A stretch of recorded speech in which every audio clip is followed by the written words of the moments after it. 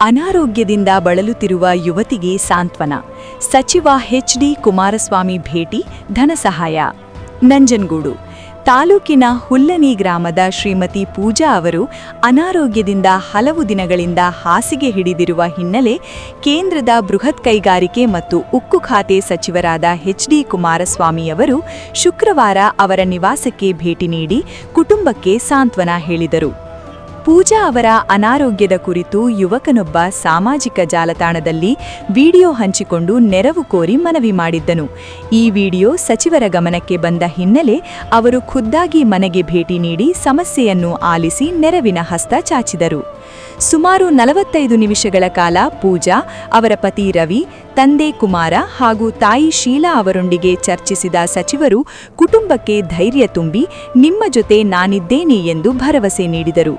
ಸಚಿವರ ಭೇಟಿ ವೇಳೆ ಕುಟುಂಬದವರು ಭಾವುಕರಾಗಿ ಕಣ್ಣೀರಿಟ್ಟರು. ಪೂಜಾ ಕೂಡ ಅವರನ್ನು ಕಂಡು ಭಾವೋದ್ವಿಗ್ನರಾದರು. ಈ ಸಂದರ್ಭದಲ್ಲಿ ಸಚಿವರು ಸ್ಥಳೀಯರು, ಜೆಡಿಎಸ್ ಮುಖಂಡರು, ಪಂಚಾಯತ್ ಅಧಿಕಾರಿಗಳು ಹಾಗೂ ತಹಸೀಲ್ದಾರ್ ಅವರಿಂದ ಕುಟುಂಬದ ಪರಿಸ್ಥಿತಿಯ ಬಗ್ಗೆ ಮಾಹಿತಿ ಪಡೆದುಕೊಂಡರು. ಅಲ್ಲದೆ ಪೂಜಾ ಅವರ ಸಂಕಷ್ಟವನ್ನು ವಿಡಿಯೋ ಮೂಲಕ ಹೊರತಂದ ಯುವಕ ಚೇತನ್ ಅವರನ್ನು ಪ್ರಶಂಸಿಸಿದರು.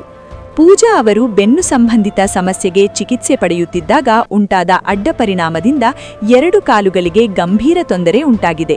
ಒಂದು ಕಾಲಿಗೆ ಶಸ್ತ್ರಚಿಕಿತ್ಸೆ ನಡೆದಿದ್ದರೂ ಫಲಕಾರಿಯಾಗದೆ ನಂತರ ಮತ್ತೊಂದು ಕಾಲಿಗೂ ಶಸ್ತ್ರಚಿಕಿತ್ಸೆ ಮಾಡಲಾಗಿದೆ.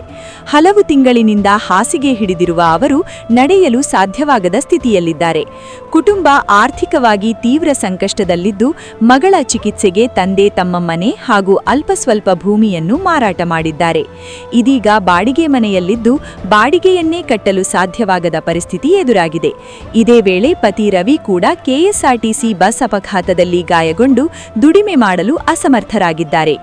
ಈ ಮನವಿಗೆ ಸ್ಪಂದಿಸಿದ ಸಚಿವರು ಸ್ಥಳದಲ್ಲಿಯೇ ಚಿಕಿತ್ಸೆಗಾಗಿ ಧನಸಹಾಯ ನೀಡಿದರು. ಕುಟುಂಬಕ್ಕೆ ಅಗತ್ಯವಾದ ನೆರವು ನೀಡುವ ಭರವಸೆ ನೀಡಿ ಮುಂದಿನ ದಿನಗಳಲ್ಲಿ ಸೂಕ್ತ ಚಿಕಿತ್ಸೆ ಕಲ್ಪಿಸಲು ಕ್ರಮ ಕೈಗೊಳ್ಳುವುದಾಗಿ ತಿಳಿಸಿದ್ದಾರೆ.